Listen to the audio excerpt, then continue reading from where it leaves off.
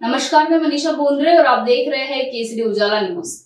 आज संविधान चौक नागपुर यहाँ अन्यायग्रस्त अनुसूचित जमाती की ओर से और organisation for human rights of human Maharashtra एवं महिला आघाड़ी नागपुर की ओर से एक दिवसीय प्रतिकारात्मक उपोषण किया जा रहा है। उनकी सरकार से मांग है कि उन्हें वार्षिक वेतन और सेवा पेंशन आधिकारिक रूप से दिया जाए। आज संविधान चौक नागपूर येथे अन्यायग्रस्त अनुसूचित जमाती 33 जमातीच्या वतीने इथे organisation for rights of human म्हणजे अप्रो संघटनेचा एक दिवसीय लाक्षणिक उपोषण आम्ही सुरू केलेला आहे। आमच्या मागण्या ह्या आहेत की अधिसंख्य कर्मचाऱ्यांचा सेवा विषयक आणि सेवानिवृत्ती विषयक लाभ देण्याकरिता 14/12/2022 ला एक GR काढण्यात आलेला आहे। परंतु बऱ्याच अधिकाऱ्यांचं म्हणणं आहे की या GR मध्ये स्पष्टता नाही, संदिग्धता आहे, एक दिवसाचा तांत्रिक खंड आहे आणि त्यामुळे हे अधिकारी लोक आम्हाला वार्षिक वेतनवाढ देत नाही। सेवानिवृत्ती झालेल्या लोकांना ज्या वेळेस ते सेवानिवृत्त होत आहेत त्या महिन्याचं म्हणजे जे बेसिक राहील त्यावर त्यांचं सेवानिवृत्ती वेतन निश्चित केलं जात नाही। असे अनेक प्रॉब्लेम आहे आणि म्हणून आमचं मागणी हे आहे की शासनाने त्वरित 14/12/2022 च्या GR वर शुद्धीपत्रक काढून आम्हाला न्याय द्यावा, आमची मागणी पूर्ण करावी। त्याच पद्धतीने अजून एक मागणी आहे की महाराष्ट्रामध्ये 25 विधानसभा क्षेत्र आणि 4 लोकसभा क्षेत्र राखीव आहे आणि हे 4 लोकसभा क्षेत्र आणि 25 विधानसभा क्षेत्र कित्येक वर्षापासून राखीव आहे। तेच जसं आमच्या गडचिरोली जिल्ह्यामध्ये आरमोरी आहे, गडचिरोली आहे, अहेरी विधानसभा आहे, इकडे आमगाव गोंदिया विधानसभा आहे।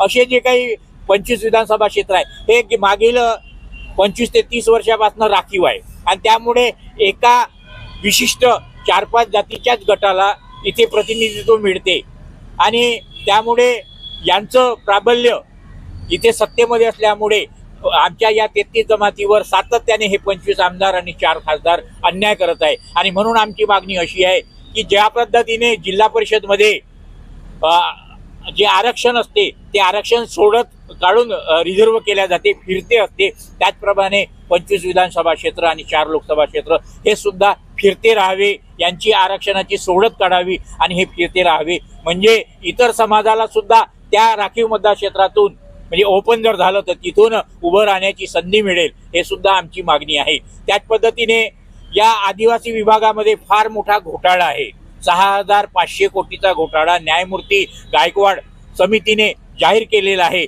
परंतु त्या घोटाळ्यामध्ये जे मंत्री अडकलेले आहेत, जे मोठे अधिकारी लोक होते यांना अजूनही कोणती शिक्षा झाली नाही। तर अशा त्यामुळे आदिवासी विभागातल्या अधिकाऱ्यांवर आदिवासी मंत्र्यांचं अजून घोटाळा करण्यासाठी म्हणजे यांना एक प्रकारे प्रोत्साहन मिळत आहे आणि म्हणून या घोटाळ्यामध्ये जे लिप्त आहेत त्या मंत्र्याला, त्या अधिकाऱ्यांना शिक्षा व्हावी, हे सुद्धा आमची मागणी आहे। अजून पुन्हा असं आहे की पूर्ण महाराष्ट्रामध्ये 2011च्या जनगणनेनुसार 1,05,00,000 आदिवासी लोक आहेत, परंतु त्यापैकी 61% लोक हे TSP क्षेत्रामध्ये राहतात म्हणजे आदिवासी क्षेत्रामध्ये राहतात आणि बाकीचे जे 39% लोक आहेत ते लोक OTSP क्षेत्रात राहतात म्हणजे आदिवासी क्षेत्राच्या बाहेर राहतात। 1976 ला माननीय स्वर्गीय राम हेडाव साहेब यांच्या प्रयत्नाने 1976 ला क्षेत्रबंधन उठलं आहे आणि त्यामुळे आज महाराष्ट्रात कोणत्याही जिल्ह्यामध्ये जर आदिवासी बांधव राहत असेल तर त्याला आदिवासीचा दर्जा मिळालेला आहे। परंतु आदिवासी विभाग जात पडताळणी समित्या अजूनही भेदभाव करतात। आदिवासी क्षेत्रामध्ये जो राहतो त्यालाच फक्त आदिवासीचे लाभ दिल्या जाते आणि आदिवासी क्षेत्राच्या बाहेर जो राहतो 39% यांना अजूनही आदिवासीचे लाभ मिळत नाही आणि म्हणून आमची अशी आहे मागणी की जर आम्ही OTSP क्षेत्रामधले जर आम्ही आदिवासी नसेल, आम्ही जर बोगस आदिवासी असेल तर आमची जी लोकसंख्या तुम्ही 2011 मध्ये गणना केली आहे 1,05,00,000 आणि या 1,05,00,000च्या लोकसंख्येच्या भरोशावर सेंट्रल गव्हर्नमेंट कडून 9.35% हे निधी येत असते। महाराष्ट्र शासनाकडून सुद्धा या आदिवासी डिपार्टमेंटला या लोकसंख्येच्या प्रमाणामध्ये निधी मिळतो। आम्ही जर बोगस आहोत तर फक्त यांनी 61% यांची लोकसंख्या आहे तर 61% लोकसंख्येच्या आधारावर यांनी सेंट्रलकडून राज्याकडून निधी घ्यावा। या 61% लोकसंख्येच्या आधारावर विधानसभा आणि लोकसभा मतदार क्षेत्र राखीव करावे। या पद्धतीने जवळपास 14 विधानसभा क्षेत्र आणि 2 लोकसभा क्षेत्र हे कमी होतात। जर यांच्यामध्ये हिंमत असेल तर आमची लोकसंख्या जी आहे, ज्यांना हे 33 जातीला बोगस समजतात, ही तेथून वगळावी आणि हे जे काही आर्थिक लाभ आहे ते त्यांनी घ्यावे, राखीव मतदार क्षेत्र कमी करावे, अशी सुद्धा आमची मागणी आहे। एवढे मी बोलू इच्छितो।